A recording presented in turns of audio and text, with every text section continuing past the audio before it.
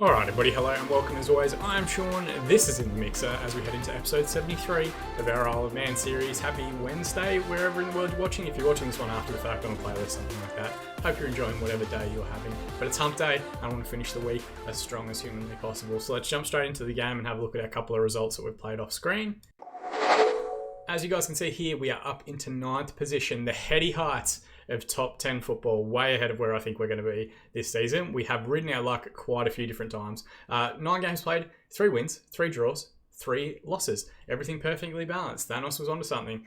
Plus 2 goal difference and 12 points from the matches played. Of course, in that last episode, we played against Accrington, won 1-0 to continue our Carabao Cup journey. That journey has now ended. We were humbled 6-1 by Blackburn. I kind of gave up on this game a little bit, if I'm being completely honest with you. We were down 4-1 at half time after going up to an early Alex Busby goal. And so I didn't bother making any subs. We went down to 10 men, still didn't bother making any subs. I thought, I'm just going to use this as a rest day. We're not going to play any of the first team. We're just going to let the backup players kind of get humbled a little bit, knock down a peg, and potentially they'll stop looking for first team opportunities if they've lost in their most recent appearances for the senior side. As far as the league goes, though, we've been all right. We won 1-0 at Preston. Franz Wolf, 91st minute winner. A wonderful strike. We were definitely the much better side in this one. If we bring up the match stats, actually, it was probably more even than I thought, but we had more highlights as far as I can remember.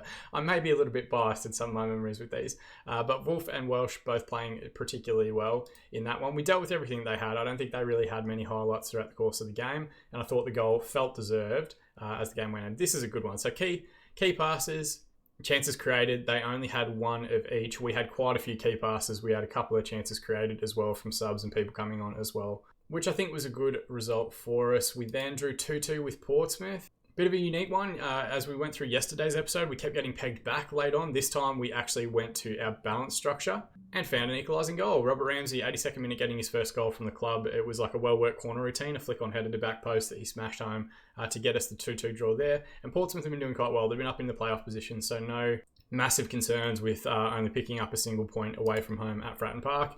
Then the last performance, probably our best one of the season to date, a 3-0 victory against Derby. We were tremendous in this game. We went up early to a Henry Doran goal. He did quite well in a counter-attack in the first half. Franz Wolf with another cracker. He's chipped in, I think he scored 1 goal all last season. He's got 3 or 4 already this time this year. And then Sean Wademan got sent off in the 79th minute, and Henry Doran scored an absolute wonder goal. It'd be interesting to see if that one comes up as like a goal of the season contender later in the year.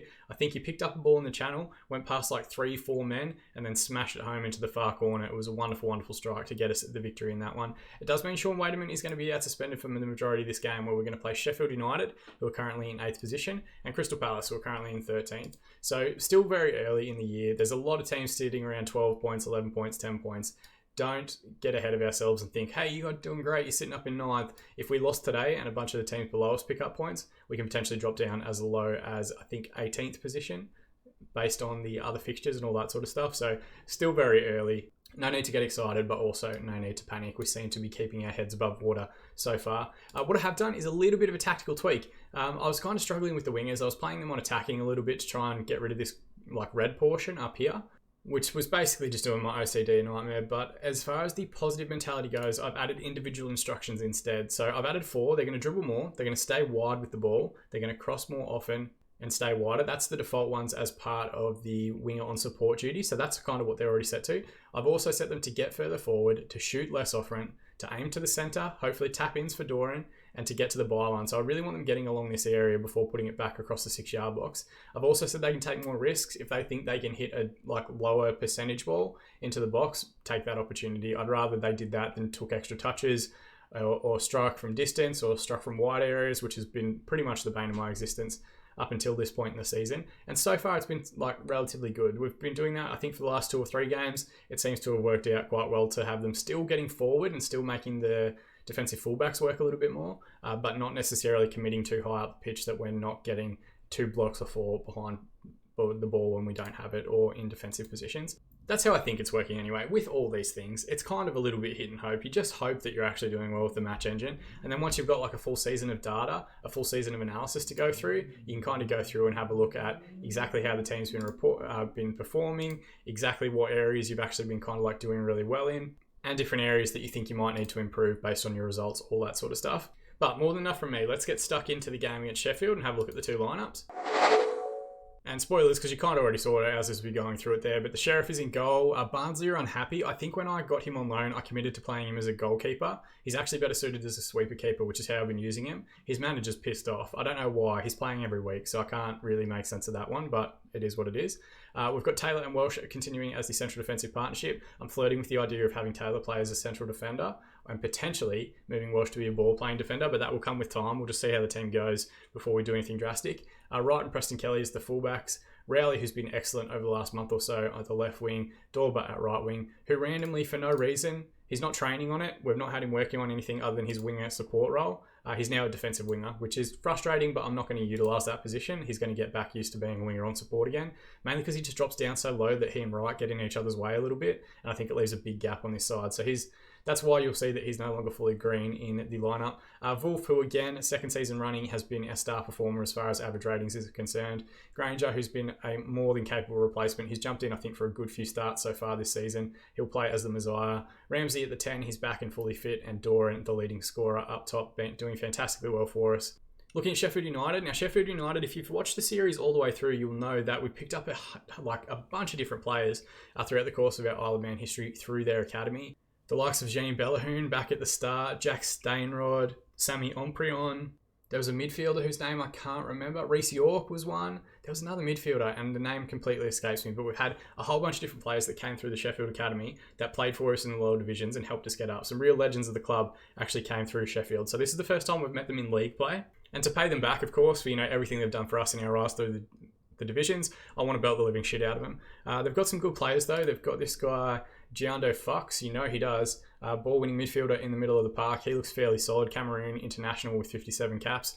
They picked him up via AC Milan, Maccabi Haifa, Spal. A few big clubs in there now playing in championship football. Up top, they've got Radikic, who's their leading assist maker for the season, who looks very, very good. He's on loan from Bournemouth, dropping down the division. The Serbian youth international, 16 dribbling. That stands out quite a bit. 16 aggression. He looks to be a big, proper, burly forward. Can play as a false nine, can play as an advanced forward as well. Their leading scorer they've left out of the side, which is good to see. And they've still got quite a few real players in there as well. They've got Alex Garcia, who they've picked up from Girona at the start of the season. Looks like he's dropped down the English divisions at Luton and then Sheffield United now as well. They've also got Timothy Fosu-Mensah playing at right back. Can play all the way through the spine there. Very versatile player in the defensive lines if you can pick him up for your saves, but still very high quality at this level. Kean Bryan, I think, is the one mainstay that they've had all the way through the series so far. Actually, I take that back. He left for a little while. So he left Sheffield United, where he starts the game, went to Millwall, went to QPR, went to Bristol City, and is now back at Sheffield United and in the first team as a ball-playing defender. So still a very good team, but they are skewing a little bit older. Very heavy at the back, a lot of 31, 32, 33-year-old players, and up top, a few regens that look to have a fair bit about them as well. We're going to assertively tell the team we want you to pick up where you left off last time out. It was our best performance of the season. If we can carry on in a similar vein of form and hit 10 games with 4 wins, I will see that as being a tremendous success to start out our first season in the championship. Again, we're not going to get ahead of ourselves though. If we turn around and get humbled 6-1 here, we're just going to take it on the chin and we're going to learn from it and try and get a little bit better as a side. Playing some good little football in here. Wolf looks for the ball in behind, but it's cut out. Garcia puts one in behind for Radikic, who we looked at in the build-up. Thankfully, his strike from the wide area. He was quite well tracked, actually, by Welsh there, who's been very consistent in the opening month or so. You kind of forget about your defensive players quite a bit because you don't see him much in highlights unless you're conceding. But he has been very, very good and definitely kind of the backline leader back there at the moment. Wolf's going to pick up the ball here and play it out right to the overlapping fullback right. Deep ball across the poor cross. It's going to make its way to Rowley. Now Granger, reverse pass towards Ramsey. If he can get there first, he gets the strike away, and somehow I think the keeper handled it against the post just to put it out for the corner. Resulting corner to be taken by Dorber now. He goes short to Rowley, who nearly beats Fosu-Mensah but forces it out for a corner again. If you can't beat the first man, boys, just whip it in. Don't worry about doing the short corner routine. We've tried it again. Ball back to Dorber, and he's offside. It's mind-boggling how often that actually happens in our build-up play. Through 30 minutes now, we're going to use our demand more shout just to give everyone some focus through to half-time. As much as I do want to score, I just desperately don't want to concede on the stroke of half-time. It just kind of derails everything. 1 minute of additional time to be added on now. We're through that. So first half played, we've had 6 shots, 4 on target, and 66% possession. They've had 4 shots, 2 on target, 34%. I'm going to passionately say I'm happy with the performance so far. Keep it up. Everyone seems relatively happy with that. And as we always do, we'll give it 15 minutes, get through to the hour mark, and then have a look at subs based on form, fitness, yellow cards, all that sort of stuff. And I'm hopeful we can push on here in the last few minutes and potentially try and find a winner. Throw in here, very deep on our side, into Granger, who beats the man and gets a ball in towards Dawkin, but it's headed away. Radikic with the ball forward to Allen, who beats a couple, and then thankfully his strike was a relatively tame effort directly at Sheriff. Highlight comes to an end, and that gets us through the hour mark, so let's quickly make our subs here. Sort by rating. Looks like Preston Kelly struggled, but I didn't put a left back on the bench. Dorber hasn't had a great game, so we'll bring on Ricky Dean. Henry Doran hasn't played quite well either, so we're going to give Daniel Knowles a bit of a run out, and Reali struggling as well, so bring on Rafinha. Effectively, 3 attacking subs. Passionately, we're going to say, I have faith in you guys to make a difference, and we're going to give it 30 minutes to potentially make a change here. Doran is definitely our best finisher, but I don't want to risk anything this early in the season. We might as well get Knowles out there and see if it changes the game at all. Rafinha, first touch for him, plays it across to Wolf. Can he find the finish? It's a wonderful finish from Franz Wolf. He could not score to save himself last season. I think he got 1 goal in like the last 10 games or so. He's got 4 goals already this season, and we're only into the first 10 games. He's definitely added an additional layer to his game here. Though as a deep line forward, playmaker, this isn't exactly where I expect him to bob up, but a wonderful touch and a wonderful finish. And Rafinha has done quite well stepping off the bench and picking himself up an assist. A valuable contribution from the squad player. All right, we're going to throw in here. Preston Kelly takes it to Granger. Back to him again. Deep cross towards Knowles, but it's headed away. Yefimov looks to send Allen down the right lane. Switch to Radikic. We're going to pick it up here through Ramsey, who has gotten goal side. He doesn't have the pace to tear away from a defence, and unfortunately, just a little bit further behind. We're going to test this out. 15 minutes remaining. We're going to move to our balanced mentality. We did talk about it in the last episode, the ability to defend a lead. We're also going to use our demand more shout and see if this invites pressure. They've got a highlight here. Ronan, wide free kick towards back post. It's pinballing around, and they've managed to turn it home somehow. Right, so we're immediately going to turn that back off. Positive. I don't, is that a coincidence, or is that just the way the match engine is set up? It's Ronan with the wide free kick, and then Bielsa at back post. Pereira puts it against the crossbar, and then Rakitic actually goes through his own player to slide that one home. Feels like that's against the run of play as far as the chances are concerned. We're going to say get creative. Going back to attacking. Going back to positive. They've got a highlight here again. Radikic with a flick-on header. Is that the end of the highlight? We've got a kind of 3v4 if we get the ball forward here quick enough. Rafinha does quite well. Granger, long ball forward, wasn't quite on. We did have a 2v1 on the left-hand side if we had played a smarter pass. Bielsa's going to send Yefimov into the corner. Just stand him up, boys. Preston Kelly recovers possession. Rafinha nearly runs it out of play, but then plays it up the line towards Preston Kelly. Looks towards Ramsey, but it's cut out quite well. Rafinha's having an excellent game off the bench here, and he's played in Knowles on the left-hand side. Can he find the finish? It was pinballing around there. He just didn't have the pace to pull away for the finish. And the highlight comes to an end. Any late drama? Additional 4 minutes to be added on at the end of this one. Got a highlight here on the left-hand side. Taylor, back to Granger. Taylor again, all the way back to Sheriff.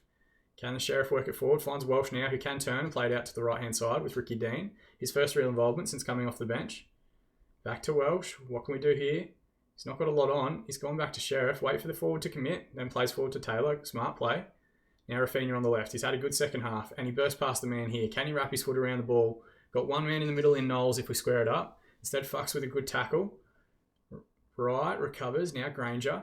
Now Wolf. Now Ramsey. Back to the Wolf. Plays Dean in behind. Can he square it up? Cuts back for Knowles. He gets the strike away. Now Ramsey with the strike from distance. And it just wide. There's another highlight here again. Preston Kelly has recovered possession but sent it out for the throw. There's 1 minute remaining of additional time. Sheffield United have committed a few forward for this attack and looks like the keeper was flying up there for a split second. Preston Kelly does well to recover possession. Plays it back inside to Taylor, who looks to clear up the line. Was never really on, and Fox has recovered possession. Davies to Salisu. We're committing too many on the right-hand side, boys, and thankfully Wright with a good header gets that one away for the throw-in. Where is the highlight here? Pereira with the throw-in on the left-hand side for Sheffield, just inside their own half. We're going to see anything further here. Back to the thrower now. We're through the 4 minutes of additional time. The referee calls full time. I don't know what that highlight was at the end of the game.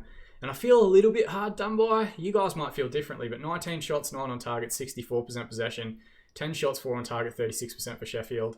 And just going to that balanced structure, I think, hurt us a little bit. Assertively, I'm going to say, well done, lads. You proved a lot of people wrong in avoiding defeat down there, but it feels like 2 points dropped rather than a point earned.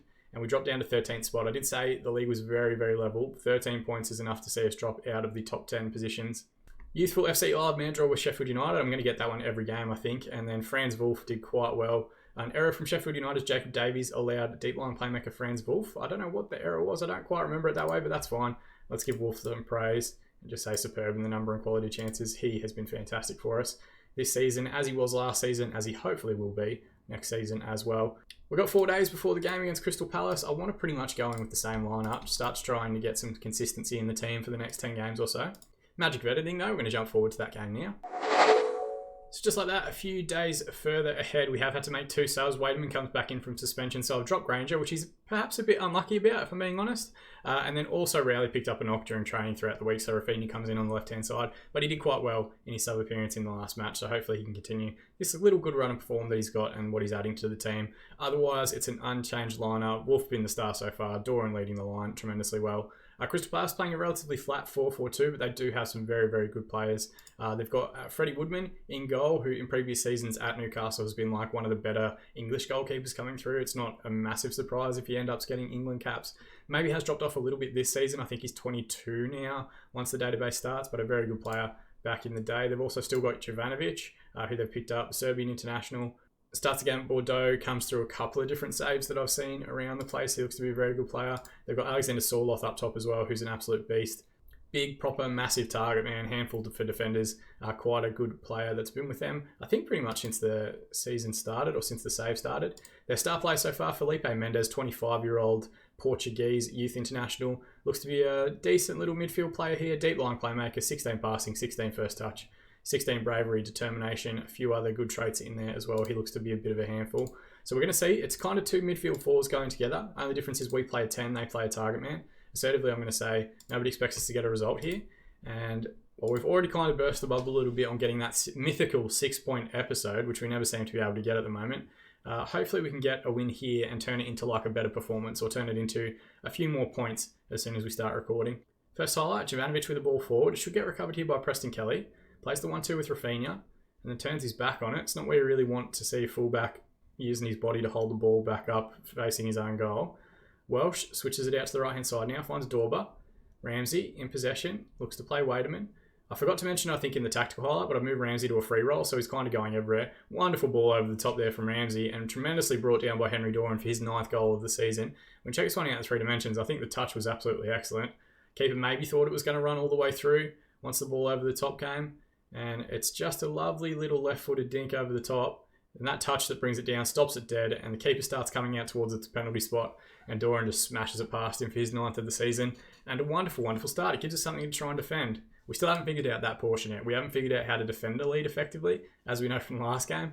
So maybe if we do get towards, like the second half, still defending a single margin lead, we just leave things as they are and stay on positive for the whole game. I'm going to use our demand more shout just to give everyone some focus through to half-time.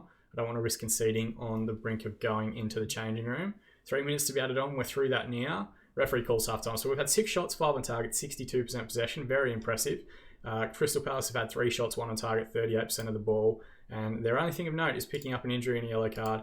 I'm going to assertively say I'm happy with the performance so far. Keep it up. I don't want to increase pressure too much, particularly given that it is still a young team. Most of them are 20, though we do have a couple of 21-year-olds starting to come through in the squad.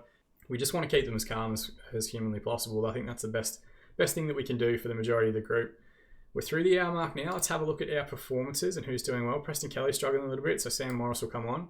Rafinha has a yellow card, but I don't have a backup left winger, so we're going to leave him out there. Wademan struggled on his return from suspension as well, so we'll bring on Granger. Might hold on to that last sub for the last 10 minutes in case we need to push on for a goal or something, but we do have some time.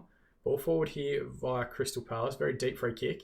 McIntosh plays it forward, and that's pretty poor from Taylor, to be honest. But Ramsey's done very well in midfield, recovering possession. Give it back to him, Doran. Instead, he's going himself on the right-hand side. Dorber's going to come forward. Can he square the ball up? Put it towards the penalty spot. Rafinha was in the area, but it's headed away, only as far as Wademan. Now the Wolf. Back to Wademan again. Ball in behind for Rafinha. Can he get it back across the 6-yard box? He tries to get the cross in, but it's closed down well by the defence. Probably going to see the corner here. The subs get made. We're also going to use our get creative shout. But Dorber to take the resulting corner. Finds Rafinha short. Loses out to Wilkins, but somehow manages to pick up possession again. And he's put it out for a corner. Why am I consistently showing these highlights that are basically just frustration at my own tactics and set pieces not working out the way that I want them to? We're into the last 10 minutes now. We're going to learn our lesson. We're going to demand more for the last 10 minutes just to give everyone some focus. We're going to stay on positive though. It's working statistically for us. I don't want to panic and drop back to balanced and potentially invite pressure with a deeper line. Got a late highlight here. These 90th minute highlights are just causing me all sorts of anxiety at the moment. Sheriff's going to reset from the goal kick. Plays forward to Ramsey, who could have turned. Played a dangerous looking ball in towards Wolf, and he's gone directly to Doran, who tries to get the strike away. Good save from Woodman, out for the corner. Just head to the corner flag, boys. I know we don't have time wasting set up, But take the short corner quickly and then just run back to the corner flag. Rafinha's taking his time over the corner, of course, letting their defence get back. We've got a wide open man here at back post if we can find him. Instead, we go to Dorba, and the cross is horrific. Straight out for the goal kick. I'd rather you put it out for a throw, mate. At least they'd be stuck in their own corner. We're through 3 minutes now, and the referee calls full time. Thankfully, we get the 1-0 victory. 7 shots, 3 on target, 36% possession for Crystal Palace. For us, 15 shots, 10 on target, 64% of the ball. And Henry Dorr in his 9th goal of the season, enough to get us through. Calmly, I'm going to say, really special lads. Nobody gave us a chance, and you all played magnificently. And we're just keeping morale as high as humanly possible. I tend to focus on that all throughout the year, but particularly in the early part of the season. Try and get your morale up as much as possible. Potentially serious injury for Crystal Palace's Mohamed Sanyang, which is unfortunate. 19-year-old left back on his debut as well. Now I feel even worse. At least their Jamie Grant, who's their manager, who is an interesting appointment. I'm going to be completely honest, a regenerated manager. And Isle of Man make it 5 unbeaten. I actually hadn't realised we'd gone 5 unbeaten. That is a wonderful little run of form. And when you think about it, as far as the league is concerned, September's actually been a really good month for us. You take the 6-1 defeat in the Carabao Cup out by Blackburn, which was largely with our backup team. We've done really, really well to get 3 victories and 2 draws in that time. And it does see us finish the episode in 10th spot, which is well and truly ahead of schedule. But like I've said at the start, it's very, very tight. A lot of teams on 16, a lot of teams on 15, a lot of teams on 14, 13, 12. If we have a bad run of form, we could very, very quickly drop back down the division as much as possible. And our goal for the season remains staying in the league. We're not going to try and overcomplicate stuff beyond that. We just want to stay in the division as long as we can. We've got a little short turnaround here. FA Cup football doesn't come for quite a while. I think what we might do is just jump forward a couple of games and do the games against Rotherham and West Brom. Rotherham currently sitting in 16th spot. West Brom down in 15th as well. Potentially that quest for 6 points in an episode might continue into tomorrow's episode as well, but you'll have to tune in to find out. As always, guys, thank you so much for watching. That is the portion that I appreciate the most. If you want to go that extra mile, support the channel, support the content, you can drop a like in this video. You can subscribe to the channel to be kept up to date on all our future episodes as they continue. We're going to continue this one all the way through to episode 80, the end of next week, our first season of the championship. And then we might do a one season wonder save for a week and then come back and go for season 2 at a championship level. But I'm really enjoying the save at the moment. I'm enjoying the process of recording. I'm enjoying playing through. The toughest part is just limiting myself to doing 1 episode per day to keep up to date with like comments and things in the football world and all that sort of stuff that's happening in the world at the moment. As always though, guys, thank you so much for watching. I've been Sean and I'll see you all again in the mixer.